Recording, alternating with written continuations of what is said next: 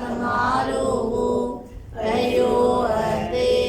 Rao Moyu Shiko Buzo Umyo Mansho Roba Ishimbia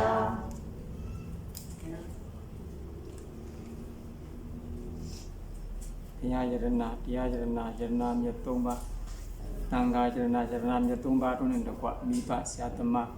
Sashi do Nando Nanda Nabadu Ashiko Puzo Punyo Masho Kroya do Ikomu Kuduka Signado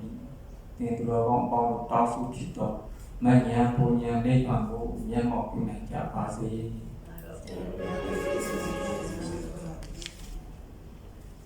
Siapa saya buat asli mutisi al satu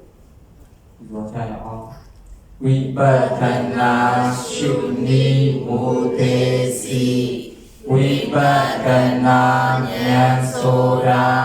Peha Shuye Pietani Swena Naya Makanda Mazwa Shuye Pietati Pe'atyoma Tokanda Pe'ka Shuya Badani Maswe Boya Pisema Mazwa Shuya Badadi Kikai Mashu Yona Su Swe Mu Wen Yao Di Nye De Gao Ne Ma Gao Ne Te Tin Da Di Piet Dai Mashu Yona Su Swe Mu Kin Yao Di Man Ye Sin Ye De Bo Ve Nyan De Shin No Di Swe Mu Kin Yao Man Lan Bao Sai Yao Nei Ban Di Vipatana Shuni Mudesi Desi Tayami Tadu Tadu Tadu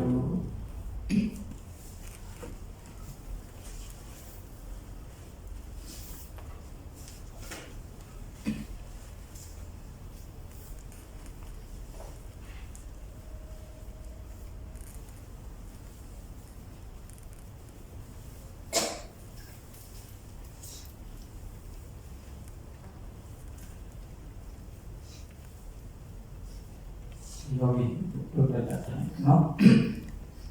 Ini dia suratnya. Turun. Kalau kalian juga mau bulannya, nak tiupan, no? Ero.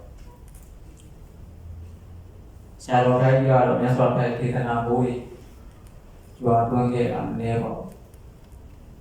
Ero dulu ya, kita kalau kalian, mana? Kita nari, ojar dia di awam, sikan di awam. Sao để biết đạo đi học mà cô đồ nghe à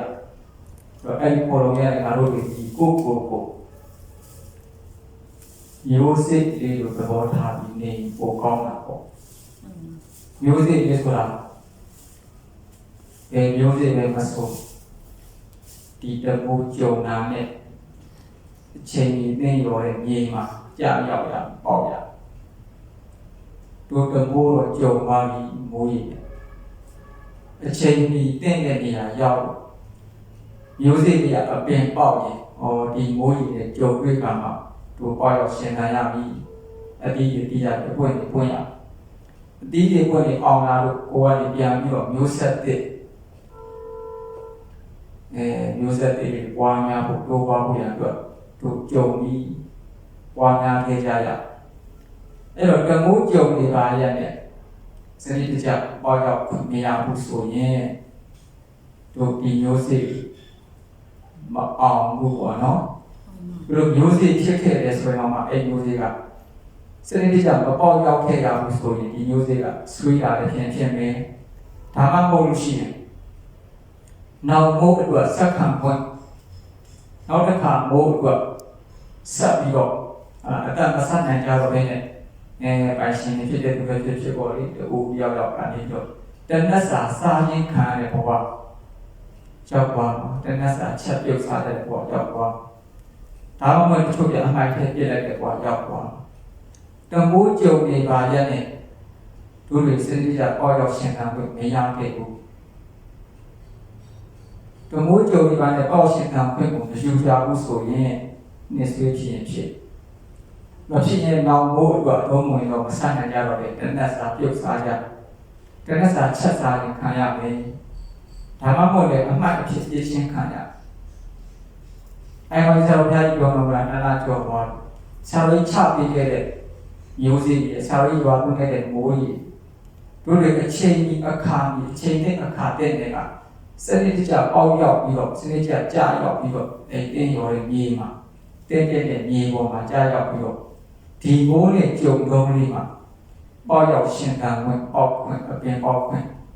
ရှင်ခွင့်မရဘူးဆိုတို့တွေတာဝေကရကြပြီဟုတ်ရဲ့မလားဟုတ်ပါဒါဥပမာပေးတာရတဲ့ဥပမာကြီးမှာငါတို့တွေသာသနာနဲ့ကြုံနေတွေ့ရတယ်တရားအထုတ်ခွင့်လည်းရတယ်တရားတွေလည်းနာခွင့်လည်းရရှင်ဖြစ်တော်၎င်းဉာဏ်ဖြစ်တော်၎င်းယောဂီဖြစ်တော်၎င်းရတယ်ယောဂီဖြစ်ရှင်ဖြစ်ဉာဏ်ဖြစ်ရှင်တန်နေကြရအဲ့တော့တို့တွေအဲ့လိုဖြစ်လာတဲ့ရလာတဲ့ပါရမီကိုအထင်မသေးနဲ့တော့ပေါ်လေးမတွက်ပါနဲ့မိမိရတဲ့ပါရမီကိုအထင်မသေးကြပါနဲ့ကိုပြန်နေငါတို့တွေပါရမီရှိတဲ့မျိုးစေ့လေးတွေပါလားသာသနာဘုရားသာသနာရဲ့မြေကောင်းပေါ်မှာလည်းတို့ရောက်လာပြီလူဆိုတဲ့မျိုးစေ့တွေဖြစ်လာရပြီဘုရားရှင်ဟောတဲ့ဒေသနာတွေလည်းမိုးတွေလည်းရွာပြီအဲ့လိုရွာနေတဲ့မိုးတွေလည်းရွာတယ်ဒေသနာမိုးလည်းရွာတယ်သာသနာမြေကောင်းပေါ်လည်းရောက်တယ်လူဆိုတဲ့မျိုးစေ့တွေရနေတာ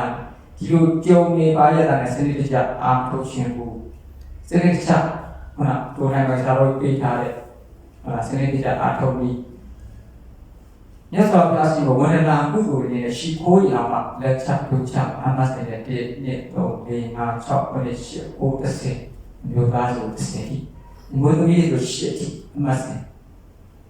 အဲ့ဒါလေးတွေတော့မှစနစ်တကျမလုပ်နိုင်တော့ဘူးစနစ်တကျစိတ်ဝင်မရှိတော့ဘူးဆိုရင်ဒီမျိုးစေ့ကမိုးဘလောက်ရွာမိုးဘလောက်မိနှစ်ဆွေးတာဖြစ်မယ်ဆိုရင်တနက်စာစားရတယ်စားရင်ခါဒါမှမဟုတ်ရှင်နှစ်ဆွေးတွေကပဲနဲ့လွတ်ပြတဲ့အထက်မှာပါလာမှတ်တဲ့ရောက်သွားလိမ့်မယ်ကိုမယူရင်ပေါ့ဒီကိုမသုံးရင်ပေါ့အဲ့တော့ဒီလိုသာနာထဲမှာဒီလိုမိုးကြီးကြုံနေတဲ့သားနဲ့စနစ်ကျပေါက်ရောက်ပြီးရှိရသားနဲ့ဒီမျိုးစေ့တွေကိုကိုတိုင်းပေါ်ရောလေးနေမယ်ဆိုရင်ဥပမာမျိုးစေ့တွေကအမျိုးရှိမျက်စိလေးတွေမျက်သီးလေးတွေဆိုရှိမျက်ပင်တွေကပြီးတဲ့မျက်သီးလေးတွေမျက်စိလေးတွေဒါမှမဟုတ်ရှင်ဥပမာဗတိထကြီးတဲ့ကြောက်ရှာကြီးတွေဖြစ်ပေါ့ဒီလိုအချိန်ကရင်းမဲ့လာရင်သူတို့တွေပေါက်ကွဲပြီးတော့လေးနေရလွတ်ကုန်ရတယ်အဲ့လိုလေးနေရလွတ်ကုန်တဲ့မျက်သီးမျက်စိဟုတ်လားခုနကဥပမာပေးတဲ့ကြောက်ရှာစိတ်လိုမျိုးပါလေပါလေးစက်ကူလေးတည်းညလုံးပြီးတော့အကုန်လုံးပေါက်နိုင်ပါမလားဆိုတော့လေကြတော့လေသမားဖြတ်စီမှာပဲချောင်းငယ်ကောင်းနေတော့ချောင်းတွေပြောပါပုတ်ဆွေးသွားမှာပဲအဲ့လိုလေသူကပေါ့ပါလေးပေါ့ပြက်လေးနဲ့လွန့်ငါသွားနေတာအစိကနဲ့မှာပါပဲအစိကလည်းနဲ့ပေါ့အော်လည်းအပင်ကြလည်းနဲ့မှာပါခေါင်းကြီးကြီးလေးကြီးဘာကြောင့်လဲဆိုစနစ်တကျပေါက်ရောက်မှုမရှိဘူးသူကပေါ့တန်နဲ့နေချင်ရရောက်ခံတော့လွန်ရတော့သွားချင်ရပေါ့ဖြစ်ချင်ရဖြစ်ဆိုတော့သူအတီးကိုကသူ့ရဲ့အစိတ်အတန်းကိုကမျိုးစေ့ကိုကပါလေးနဲ့လွန်ချင်ရတော့သွားချင်ရတော့လေသေးရစီသေးရကြောက်သွားပြီးတော့အောက်ရောက်ရှင်တန်တယ်တော့လေအနှစ်မပါတဲ့အပင်အတ္တမရှိတဲ့အပင်ဖြစ်တာ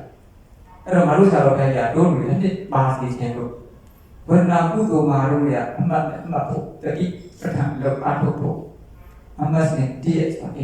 လောက်စားဘဝနဲ့လက်ဘဝနဲ့ဉာဏ်တိလောက်စားတိလို့တိရတယ်တတိသမာဓိပညာအကုန်တွဲပြီးတော့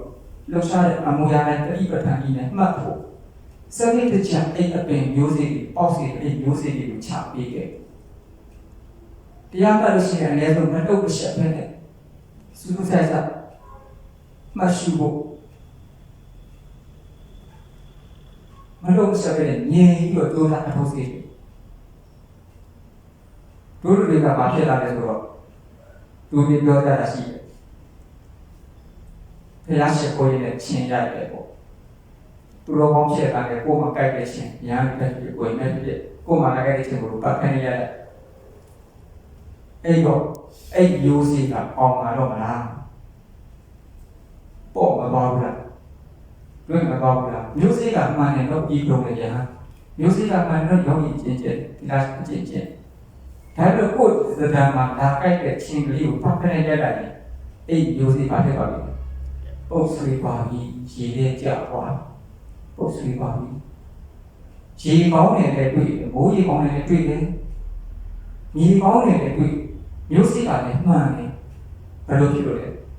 ခုနကြောင်ရှာစီမျက်စိလေးလိုမျက်တိမျက်စိလိုငုံထွက်သွားတဲ့အတွက်ကြောင့်အနည်းမပါတဲ့အတွက်ကြောင့်အနည်းမထည့်တဲ့အတွက်ကြောင့်အဲ့တော့အနည်းမပါဘူးဆိုတော့ကိုယ့်ကိုယ်ပြည့်ဟောငါရဟန်းဘုရားတာမေဘုရားတရားရှင်ဘုရားယောဂီဘုရားရရင်ငါတဏ္ဍာမှာလာကြိုက်ခဲ့တဲ့ပြည့်စုံဖြစ်နေပြီခြားဖို့ဖြစ်နေပြီ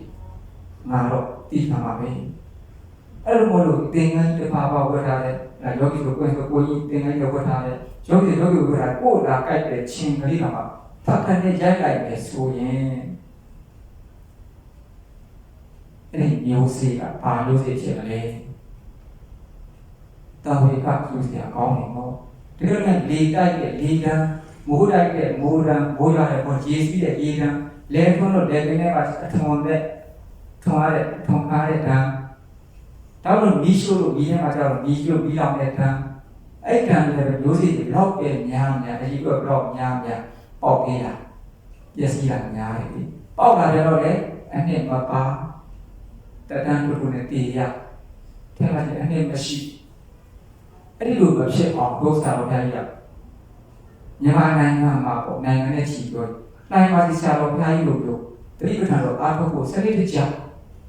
ခြေဘဝကြွတဲ့တရံချတဲ့တရံနမ်းတဲ့တရံ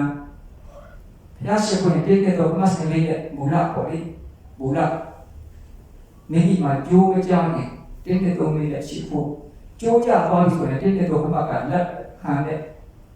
စိတ်နဲ့မတ်စိတ်နဲ့လက်မှာထိတဲ့အာယုံနဲ့နောက်ပြီးတဲ့ဘုံလုံးအဲ့ဒီအာယုံနဲ့လှုပ်ရှားမှုနဲ့ထိမှုနဲ့နေဒီပြန်ပြီးကြောက်မှုတင်းမှုကြွားမှုချမှုဖြုတ်ပြောင်းနေအကုန်လုံးကိုဘုရားရှိခိုးတာတော့မှတတိပဋ္ဌာန်အလုံးမခံအမှတ်တတိအလုံးမခံနဲ့ဆရာတော်ဘုရားရှိခိုးနေတာတော့အလုံးမခံဘူးဆိုကျန်တဲ့ချင်းကိုဘာပြောကောင်းလဲဘုရားရှိခိုးတဲ့အချိန်တော့ရေခံမြေခံကောင်းတာရှိသေးလားရှိတာတော့ကရှိတော့ဘုရားတို့တကယ်ကိုဘုရားရှိခိုးတဲ့အချိန်ဒီကိုယ့်အတွက်မျိုးစေ့အမှန်ပါရမီနဲ့ပေါက်ရောက်ဖို့ရတော့ကုသိုလ်တရားပွားများဖို့ရေခံအကောင်းဆုံးနေရာလေးအကောင်းဆုံးအချိန်လေးအဲ့ချိန်လေးမှာခုနဦးဇင်းပြောလူတိုင်းပြီးပါဘုရားရှိခိုးတဲ့အခါချိန်ရိုက်တာချိန်တက်တာပြောစီတဲ့တိုင်းတွန်းထုတ်တာဘယ်ဆရာတော်မသိဘူးမဦးဇင်းသိတာတော့ရှိပါဆရာတော်တစ်ပါးပါပဲသူကတတိပဋ္ဌာန်လို့အထောက်တာတော့ကောင်းတရားတော့သူ့စီမှာပြောစီလေးတန်းလိုက်လာနေလဲဆိုရင်ဒီအာဂန်ရောက်နေတယ်လို့နေရာဖယ်ပေးကြပြောပြောစီလေးရွှေ့သွားတာနိုင်ငံကိုပြောင်းသွားတာသူ့ဒီလာတော့နမို့ဆိုရင်သူပြောင်းနေတဲ့အပြင်မှာပတ်ပတ်နဲ့ဆောက်သွားနေတာပြောစီလေးတော့လည်းတခေါင်းချင်းကအတန်းလိုက်လေးတွေ့တဲ့တခါပြောဘုန်းကြီးပြောစီလေးအများကြီးပဲအေးငါတို့ပြောတာလေဒီအာဂန်ဘုန်းကြီးကြွားလာမှာဟုတ်လို့မင်းတို့နားဖယ်ပြီးဖယ်ကြဖျောက်တော့အာဂန်ဘုန်းကြီးတွေကြွားတယ်ပြောစီလေးဟိုတောင်းပြီးကပ်ပြီးတန်းသွားကြတယ်ကြည်စမ်းဒါဆိုမျိုးစေ့ကဒါဆိုရင်ဘာဖြစ်လဲအနှစ်ပါလို့ပေါ့ပေါက်တော့ပဲလေပေါက်သူ့စီကနေပြီးတတိပွင့်လာဘူးလားပွင့်လာပြီးတော့အတိပွင့်မအောင်ဘူးလားအောင်လို့အဲ့နောက်ထပ်မြေပေါ်ကြာလို့ရှိရင်မိုးလေးတွေ့တော့ကဲအတိပွင့်လေးကအခါပြန်မျိုးဆက်တွေပေါက်လာဘူးလားပေါက်လာတယ်တို့လည်းဒီလိုလုပ်ဖြစ်စေချင်လိုက်တာဖြစ်အောင်ကြိုးစားစေတယ်တို့လည်းကြိုးစားခြင်းနဲ့ကိုယ်စီကနေပြီးကြာသွားတဲ့အတိပွင့်လေးမျိုးစေ့တွေအောင်စေခြင်းနဲ့ပြန်ပြီးတော့ဗါလဲဘဝတည်းဟလာစလာမယ်မျိုးစေ့တွေရေခံကောင်းတဲ့ပါရမီတက်ခံရှိတယ် မျိုးစေ့တွေဖြစ်ပြီးလေကံမိုးကံရေကံပြီးကံခံနိုင်တဲ့မျိုးစေ့တွေဖြစ်ပိုကောင်းတာပေါ့အခုတော့အဲ့လိုပုံနဲ့ပေါ့ပေါ့တန်းတန်းရောရောပါပါနဲ့ပေါ်လီပေါ်စားနဲ့လေပြောရပါသွားတယ်ကြောင်ရှာစေးကိုလိုမျိုးတို့တော့ရဲ့မျက်စိမြောင်ပြီးစေးကိုလိုမျိုးဟိုလာမကလေနေလို့ရှိဒါမှမဟုတ်ဟိုဖြူကြီးတီးလိုမျိုးဖြူကြီးတီးတွေမှာဝဲတဲ့လိုတွေ့ရမှာလို့ဟိုအောက်ရှင်တာပေါ့အောက်ရှင်တာရောက်ပြင်းနေတာတီးကိုယ်နဲ့လည်းရောက်ဖြူကြီးတွေခါထုတ်လိုက်တာလူခါလာပြီးပုံဆွဲလိုက်တာအဲ့ဒီလိုဥပမာတိုင်းနေဒါဥစဉ်ကဒါလေးကိုပြောတယ်တို့တိုင်းမှာဒီယောဂီတွေစနစ်တကျတို့ဆရာတော်နဲ့စနစ်တကျကိုဘုရားရှိခိုးရမူပိုင်ကိုပိုင်ဆရာလေးစီထားတဲ့ဒါနတရားသမထဝိပဿနာပဲဘိုးရုပ်စေရှိတယ်စိတ္တရဏခဆိုတဲ့ကျမ်းစာအုပ်ရှိတယ်ဆရာလေးကိုပိုင်ကိုစိတ်ကူဆရာလေးစိတ်ကူစိတ်တမ်းနေတယ်အစီအစဉ်တရားပြုလုပ်ပေးတာအစီအစဉ်ကြားနာဆောင်ပြုလုပ်ပေးတာစိတ်ကူစိတ်တမ်းနေတယ်သူ့မှာပေါ်လာတဲ့တရားတွေနဲ့သူ့မှာဖြစ်တဲ့ဥပ္ပိုလ်တွေနဲ့စုပေါင်းပြီးတော့စနစ်တကျသူ့စီမှာရောက်လာမယ်ဒီမိုးရေကိုအထိတဲ့မျိုးစိလေးပါဠိတက်ခါရှိတဲ့မျိုးစိလေးဘုရားသာသနာဆိုတဲ့မြေပေါ်မှာရောက်လာတဲ့မျိုးစိလေးအောင်းစီခြင်းလို့စနစ်တကျလုပ်ပြခဲ့တဲ့ဒါကြောင့်မလို့ဒီတဲ့ကိုယောဂီကြီးတရားအထုတဲ့ပုဂ္ဂိုလ်အဲမှာဆက်ဖက်တရားတွေနားလည်းနားလည်းဒီစေနာတွေပါနေပါလှုပ်ရှားတဲ့အမှုရာကစရှိခိုးတဲ့နေရာကစတို့လိုတိတ်ဆိတ်ပြီးတော့ဖြစ်နိုင်အတန်းကြီးတိတ်ပြီးတော့အတန်းဆိုတာကတော့အန္တရာယ်ပေါ့တရားဖို့ကတမာရီရဲ့အန္တရာယ်ပေါ့ရံသူပေါ့သို့တော့မိမိကထွက်တဲ့အတန်းပို့ပြီးတော့ရံဖြစ်တယ်မာစရောထိုင်ပေါ်တဲ့ထဲမှာဒီကိုယ်စင်းအမြဲပြောပါတယ်အချင်းချင်းယောဂီအချင်းချင်းစကားပြောတာတော့ကံကုန်အာယုခံစားမရှိတော့ဘူးယောဂီအချင်းချင်းစကားပြောတာဒီကံကုန်အာယုခံစားအမြင့်ဆုံးအချင်းချင်းဘာစကားပဲပြောကံကုန်အာယုခံစားတဲ့သူခံစားတာပြောတဲ့စကားအဲ့ဒါကိုတော့မာဝိညာဉ်ဆရာတော်ဖျားကြတော့ရှင်လေးပေါ်တဲ့ဥမာပြီးရှင်လေးပေါ်ကပရမတေရောကြီးရတဲ့ပြီးမိရတယ်မထိုးပါဘူးပူသေးမပူဘူးနော်တတိပြီးတဲ့ဆင်းလာတော့ရေလေးမစလာဘူးလားရေလေးကရှင်ထဲမှာပြောတာတခါလဲစူလာပြီလေနောက်တစ်ထပ်ပြင်းနေထိုးလိုက်တော့လောကီကနေပြီးတော့အဝေးထောက်လာဘူးလားထွက်လာပြီမပြောသေးဘူးနော်ဒီချက်ပြင်းတဲ့ပြီးတော့အဖုံးမှာခွတ်နေမအော်ဘူးလားအေးပေါ်ရုပ်ကြီးလေအဲ့လိုလိုပူကြီးများတာရှင်ကမဆန်တော့အဲ့ရှင်လေးကိုကမှဖြစ်တခါယောဂီချင်းတော့ကိုယ်ကခါရီတော့လေသူကလည်းစုကိုကလည်းစုအစုလေးကခုပေါင်းပြောရင်ပြောတယ်အဲ့ဒီအပူကြီးများတော့ခမ်းမတော့ဘူးခမ်းပါမှာပါဠိခမ်းပါလေတရားမှတ်နေတဲ့တရားလေးစာရဘုရားအကုန်ခမ်းပါလားစကားပြောရင်ပြောတယ်ခမ်းပါထုတ်ခံပြန်လို့ဆိုတော့တရားလည်းမင်းနဲ့နာလာလည်းမင်းနဲ့တရားလည်းမင်းတော့တဏှာလည်းမင်းတော့ခမ်းသွားပြီအဲ့လိုလေပူပြီးနေကများလို့များတာပထမအေးအေးလေးနော်ဒီလိုတရားထားတော့နိုင်မှာစီအဲ့ဘက်မှာတရားအထုချင်ရောက်လာပြီအေးလေးရှင်လေးမထွက်ဘူးမိမထွက်ရေလို့တော့ရေထက်ထားလို့ရှိတယ်အေးမိအခုနဲ့တွေ့တော့နေလာအေးတော့တရားမင်းကစက်ကအာဖလာပြီးစကလုံးနေတို့စားတော့တိုင်းတော့ငါတော့ဘောတာအဲ့ဒါလုံးကြီးချင်းအဲ့လိုပြောက်စကားပြောတယ်သူ့တာတော့ဖြတ်တာသူ့မှာရှုမှတ်နေတဲ့သာရဏကိုယ်ကဖြတ်လိုက်တာသူကရှိမှသူကလည်းတတိအာထားတတိနဲ့သူကနားနဲ့ကြွားရဲချရဲမှတ်နေသူတော့ဒီလိုကြီးတော့ချင်းချင်းကစကားစပြောလိုက်သူ့မှာဖြစ်ပေါ်နေတဲ့ဘာဝနာကုသိုလ်သမာဓိကုသိုလ်သီလကုသိုလ်စသဖြင့်ပညာကုသိုလ်ကိုယ်ကဖြတ်တဲ့သူများဘာရဖြစ်တဲ့မျက်စိဘာရမဟုတ်ဘူးလားတဲ့နွားတာနားရဲ့ဘာရတော့မစွမ်းဘူးလားကိုယ်ကသူကမှရှားဆိုရလားကရုဏာဒီကိုမပြောပါဘူးလားပြောရတယ်ပြောနေရတယ်မဟုတ်ရင်းနှီးလုံးနဲ့မှတ်ရတယ်အဲ့ဒီမှာသူ့ရဲ့တရားမှာရှိသေးတာတရားပြီးပြတ်သွားတာအဲ့မှာကာလဖြတ်တယ်ဘုရားဘုရားရဲ့ပြောတာ အိတ်စကလုံးဘလို့ပြဦးစင်ကတရားမှတ်တော်ယောဂီစကားမပြောပြအောင်တော်တော်ကြိုးစားပြောတော့မယ်လို့ကြတယ်စကလုံးတစ်လုံးကြီးရော့သွားယောဂီကိုတော့လုံးကြီးရော့လာကိုပြောတာပြောတော့မယ်လို့ကြတယ်ပြောနေပြီရှော့ပြောတာကိုပြောတာအဲ့ဒါဆိုစဉ်းစားဖို့တို့နိုင်မှာလည်းဝယ်ရစီကံမှာတော့ဒါဘူးစင်ကတော့ဆရာတော်84 85တက်တော့ပြောတယ်ဆိုကောင်းနေပေါ့အဲ့ဒီနေ့ဆွမ်းစားရင်လည်းဦးစင်မတ်လို့ရဲဘူးဆရာတော်ကြည့်တာလားလမ်းလျှောက်တယ်ကိုသိရင်ပြည့်ကြည့်တယ်ဆွမ်းစားရင်အမှန်နဲ့စားဖို့စားနေရာမှာကမှတ်ဘာလို့မှလဲဆိုတော့ဒီတစ်ခါစားလို့ဆရာတော်စီကံကဝါးရမှတ်ရဆိုတာလားအဲ့တော့ငါဝါးရမှတ်ကြည့်ကုန်ပါပဲမှတ်လိုက်တာပဲအဲ့တော့တတိယမှာနေတိုင်းပါတော့အဲ့ဆောင်းမှာစကားပေါ်တာမရှိတော့အမှုရာလေးနေကိုပိုင်းဒီတို့တော့အတိတ်ရောက်နေတော့ပြောညာလို့ပေါ့တို့တို့ပြညာမှာကိုအိုင်းဆိုင်ပေါ့ကိုကိစ္စကိုပြီးမှတော့ကိုကိစ္စပြီးအောင်ပြန်ဆောင်းစားပြီးရင်လည်းကိုအမှတ်ပေးပြန်ရှောက်ဒါကြောင့်လို့ဆရာတော်ဘုရားကြီးကမှတ်စီချင်တာပေါ့ဘာလို့1 2 3 4 5 6 9 10 10ပြီးတော့ဘုရားရှိခိုးတော့ထီချင်း၅ပါးတော့ဒီလိုရှိခိုးခိုင်းနေဆိုတော့အဲ့ထီချင်း၅ပါးဦးစင်အောင်ဆက်ရှိခိုးတော့တိတ်ပြီးတော့သဘောမတွေ့ဘာကြောင့်ငယ်ငယ်လေးကခြေတန်းတစ်ခုတစ်ထောင်လူငောင်းညီညာစီရှိခိုးခဲ့တယ်အဲ့တော့ငါ့ဦးညီညာရပြီလို့ပဲဦးစင်တော်ကယူဆတာယောဂီတို့လည်းခြေတန်းတစ်ခုတစ်ထောင်လူငါ့ဦးညီညာစီညီရင်တော်ပြီလို့အရင်တော့ခြိကြမှာပေါ့ကိုယ်တိုင်ကဆရာတော်တိုက်တဲ့ရစီပါရောက်အဲ့လိုညီယုံနဲ့နေရဘူးအမှတ်တတိပါရမယ်မှတ်ဖို့မှရမယ်အိတ်တော့ရှားတဲ့မှုရပြီမြတ်စွာဘုရားရှင်ကိုလောက်လေးချီဒုလေးချတောင်းလေးချရှိကိုဟာဒါတော့သူဘုရားဘာသာလို့လေ့ကျင့်ကကိုယ်ကာယလေ့ကျင့်ကအကောင်းဆုံးလေ့ကျင့်ကဘုရားရှိခိုးတဲ့လေ့ကျင့်ကတော့ကောင်းတဲ့လေ့ကျင့်ကကိုယ်ကာယမရှိရှိတာဘုရားရှိခိုးတဲ့လေ့ကျင့်ကလေကောင်းတဲ့ကလက်ကလေးချတောင်းလေးချနကူလေးချခါလေးကိုကိုညှို့တဲ့ခါကိုပြန်လက်ကလေးပြန်ရုပ်ကောင်းလေးပြန်ပေါ့အဲ့ဒီလေ့ကျင့်ကတော့ကောင်းတာမရှိဘူး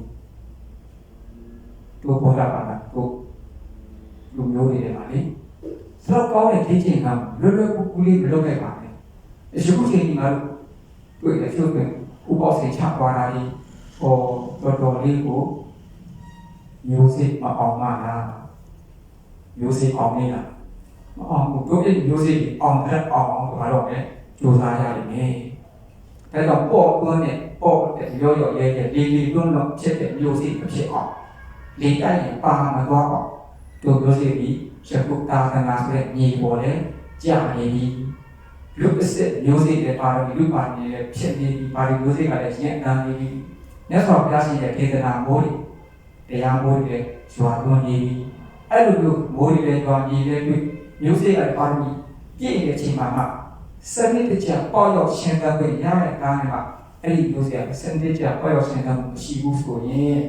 နှစ်ဆွေးဖြစ်သွားလိမ့်မယ်နော်အဲ့ဒါပါမယ်နှစ်ဆွေးတို့တော့နှစ်ဆွေးတဲ့ပဲစိတဲ့နဲ့ဘာလို့လဲပြုတ်ထားလိုက်တာမရရင်မိုက်တော့ထိလိုက်တာသူကတော့မှမရတော့ဘူးပဲစိတော့ပဲစိလည်းမပေါက်တော့ဘူးနှစ်ဆွေးပါပြီစားရင်လည်းမပေါင်းတော့ဘူးနီးရှိုးတယ်တော့ပြည့်ပြီအဲ့တော့ဘယ်ပါလို့မျိုးစိတွေနှစ်ဆွေးမဖြစ်အောင်အခုနေကဟောငါတော့ပါဠိတက်ခါကောင်းလို့တရားတွေနာခွင့်ရပြီတရားတွေဆောက်တည်ခွင့်ရပြီတရားပေါ်ကနေအထုတ်ခွင့်ရပြီဒီနေ့ရတဲ့ငါရဲ့မျိုးစိလူပါဠိလူမျိုးစိတွေကိုဒေသနာမိုးတွေရွာလုံးလေးမိုးကြီးတွေနဲ့တွေ့လုံးလေးတာဝနာဆိုတဲ့မြေပေါ်မှာရောက်တုံးလေးငါလေးလုံးတော့ပေါ်လုံးဒီလိုဖြစ်တော့ဘူးငါမျိုးစိဖြစ်တဲ့လူမျိုးစိကလည်းစိတ်နဲ့ပေါ့ရှင်းတန်းလိုက်ဒီကားရဲ့ဟိုဒီလာကဘာလဲဆိုတော့လက်နဲ့ထူတာပေါ့ဒီလာနဲ့ပညာကလက်နဲ့ထပ်တယ်သူဒီလာကလက်နဲ့တက်တာပညာနဲ့တက်တာဒီလာနဲ့ပညာတစ်ခုနဲ့တစ်ခုအမိပြုပြီးဆေးမှကြောမှလက်ဆိုရဲပြောင်းတာပေါ့တန်းဆိုင်တာပေါ့အဲ့ဒီပုံမှာလို့ပေါ့ဒီလာရဲ့ဆောက်ပြီးထားပြီးပညာဖြစ်အောင်မလုပ်နဲ့ဒီလာနဲ့ဆေးကြောရမယ်အဲ့တော့ပုံမှာဒီလာဆောက်ပြီးတာ10ပါးဒီလာဆောက်ပြီးတော့10ပါးဒီလာကိုရှင်းခံတော့ပညာဖြစ်အောင်တော့ ကောင်းမှုမှာထားတော့တဲ့မှာတည်းပြီးဆိုပြီးရတယ်ငါပညာဖြစ်အောင်ဒီသားနဲ့စီးအောင်ပါပဲတန်းစင်ပေါ်ပညာရောက်ပညာတော့ပါအောင်ပညာထွန်းလဲအောင်ဒီသားနဲ့စီးမှရတော့မယ်တို့ကြွားမှာတော့ဘာလို့ကိုယ်ဆိုလို့ညနေပိုင်းဒီလာပေးတဲ့ဆိုစာဝတ်တဲ့ဒီလာစီးတဲ့ဒီလာစီးငယ်ငယ်တော့နားမယ်ဘယ်လိုဒီလာစီးလာလဲဒီလာ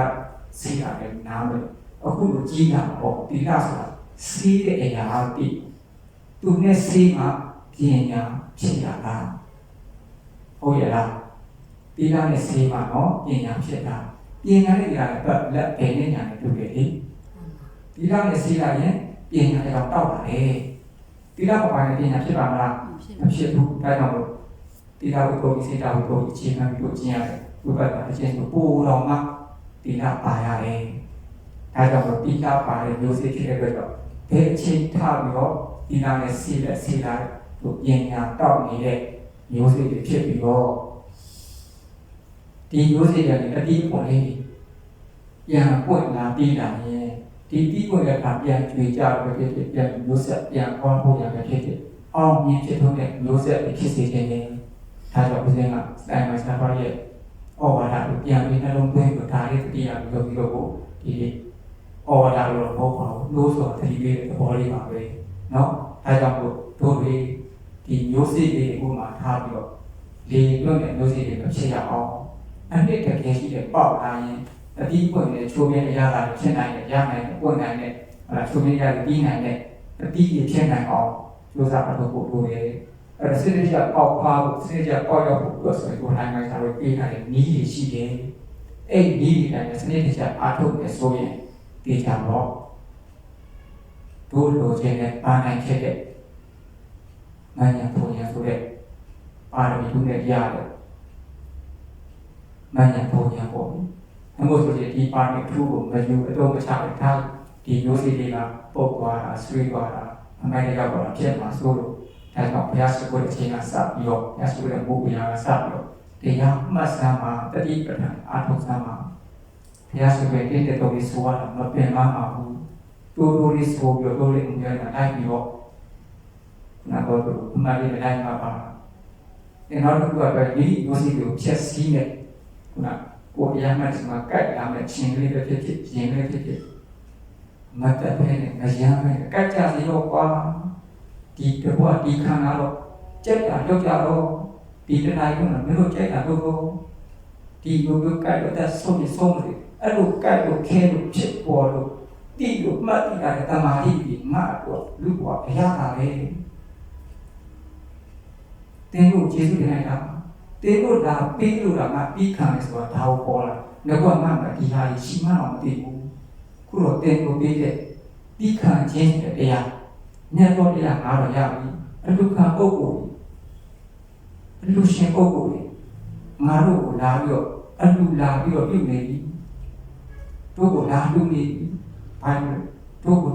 ဒီခံတဲ့ဒီခံတဲ့ပြောင်းပြုနေတို့တလာကြီးပြောင်းတို့တတိတွေပြောင်းပြုနေပြီတို့ကိုတတိတွေမလို့လာပြီးတော့ဗာလဲနှုတ်ဆော်နေတဲ့အလူရှင်တွေတို့ကိုဆောင်းနေပြီးအလူရှင်တွေတူတူပဲတင်ရတယ်လို့လည်းအလူရှင်တူတူပဲကျင်တာကတဲ့စီဟောအဲ့ဒီလိုစိတ်နဲ့ပြီးခံရတယ်ဟောဒီမျိုးစေ့ကမလင်းပြင်းတဲ့အနိတ္တအထိုင်ဟောဒီသာသနာမြေကောင်းတာလက်စွာပဲဟောတဲ့ဒေသနာဆိုတော့မိုးတွေအရှိအောင်တရားကြီးအောင်တို့တွေစနစ်တကျအောင်ပါတော့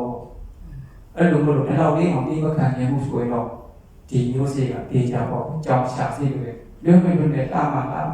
နေရင်တိုက်သွားလိုက်ကြွေကတာမှလာတို့တော့ပေါက်တဲ့နေရာကျတော့သူအမြဲရှင်းနေရတာအေးမရှင်းတော့အေးပြီးလို့ဖြစ်အောင်တီးခံကြည့်မှာပေါ့ချင်းတကောင်တော့တီးခံလိုက်နောက်ထပ်တို့ပြီးတီးခံရပါတယ်ဒါကြောင့်တက်တက်လုံးဖို့ပါကိုအတိတ်ခံရတဲ့တန်ခိုင်တွင်းမှာဘာခေါင်းနဲ့ကြိုက်ကဒင်းရတဲ့အတွင်းနဲ့စစ်တာတန်ခိုင်နဲ့ကြိုက်ကဘိတ်ကတန်ခိုင်နဲ့ကြိုက်ကတီးခံတော့မယ်ဒီလိုတီးခံရင်ဘာအကျိုးရလဲနောက်တစ်ခါလာရင်မမှုတော့ဘူးသူ့ပေါ်မှာတီးခံနိုင်ပြီနောက်တစ်ခါလာရင်မမှုတော့တီးခံနိုင်တီးခံလို့ထပ်ထပ်နဲ့ချုပ်ထားရင်တေချာပေါ်တမာရီနဲ့လုံသွားပါလိမ့်မယ် တီးခံမှုထက်တဲ့မချုံထားတော့တမာရီရတယ်ကျိုးနေပေါက်နေမှာအတန်ကြားတဲ့တော့ဟိုနာကကြိုက်တဲ့စစ်စစ်တဲ့တော့ဒီနာကစစ်စစ်ကြိုက်တဲ့တော့ဆိုတာဒီတီးခံမှုကလည်းတောက်လျှောက်နှောတာတမာရီကလည်းပေါက်ဆိုတော့ယောဂီတို့တရားမှတ်ရတာခုနပြောလို့ပဲထုတ်ပြီးထမ်းပြီးပြန်သွားတယ်တူမှာပဲမတူဘူးလားတူနေတယ်အဲ့တော့ဦးဇင်းကအဲ့ဒါမျိုးဆရာတော်ရဲ့ပြောခဲ့တဲ့စကားလုံးလေးဆရာတော်ရဲ့တရားကိုနားလဲဆော့တဏှာတော့ငါယောဂီရောက်လာတာဘာပြောရင်ကောင်းလဲဘာလို့ပြောပြကောင်းလဲဆိုတော့ဆရာတော်ရဲ့တိတိကျကျဘုမတ်စင်ရဲ့မြန်မာနိုင်ငံမှာဘယ်ဆရာတော်မှချမှတ်မပေးတဲ့စီကံကိုဆရာတော်ချပေးတယ်လားဒီကျေးဇူးကတော့ဘုဒ္ဓတလုံးဆက်ရမဟုတ်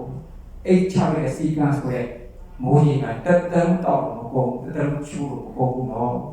ကျောင်းတော့တော့တဲ့ချိုးတဲ့ရာလုံးလေးကျိုးစားကြပါဦးစင်ကတိုက်တွန်းနေပါလေအဲ့တော့ပြီးခံရဲဆိုတာအစ္စဒကဒံပြီးခံလို့ဖိတ်တာကံနဲ့ပြီးခံရတယ်တော့အစ္စဒကဒံပို့ပြီးတော့အရေးကြီးတာပေါ့လေရေးကြီးတယ်ဆိုတော့တော့ချင်းတော်လေးရင်တော်လေးကတော့အတက်နိုင်တော့ပြီးခံရပါဒါဆိုလို့ရှိရင်အဲ့လိုပြီးခံရတယ်ဘာတွေပုံမှာပို့လာလဲဆိုဘာကြီးရဆိုတဲ့အလုံးကြီးစားရော့နေပါတရားပို့ပြီးတော့အချိန်ရအောင်ပို့ပြီးတော့အချိန်ရအောင်နေအဲ့လိုမျိုးချင်းအဲ့ဒီဘာရည်များနေတယ်တရားအထုတ်ဖို့တော့အချိန်လည်းမရဘူးအချိန်လည်းမရဘူးအချိန်နဲ့အချိန်မရပါတော့တေချာသွားပြီဘယ်ရင်ရထားဆိုအချိန်မပါရင်ရက်ပါမှာပဲရက်ပါမှာအဲ့အချိန်ပါရင်လည်းအချိန်လေးလည်းရတော့အထုတ်ကြပါလို့ဦးဇင်းကတိုက်တွန်းရင်းနဲ့ဒီနေ့တော့ပြည့်ပဲတော်ကြရအောင်အားလုံးယောဂီတော်တွေပါလို့ကိုယ်စိတ်ကကြမ်းမှချမ်းသာစွာဖြင့်မိခန္ဓာဝင်မိမိခန္ဓာဝင်ရက်ဆောင်နိုင်ကြပါသည်ဟောဒီခန္ဓာကိုရက်ဆောင်နိုင်ဟောဒီခန္ဓာဝင်မှာဖြစ်ပေါ်နေတော့ရုပ်နာတစ်ပါးနဲ့ကိုမဉ္ဇဉ်ပုံညာကိုဉာဏ်မောက်ခုနိုင်ကြပါစေလို့ဦးဇင်းတတိပေးလို့ဆိုရင်ဒီကိုချုပ်လိုက်ပါပြီသာ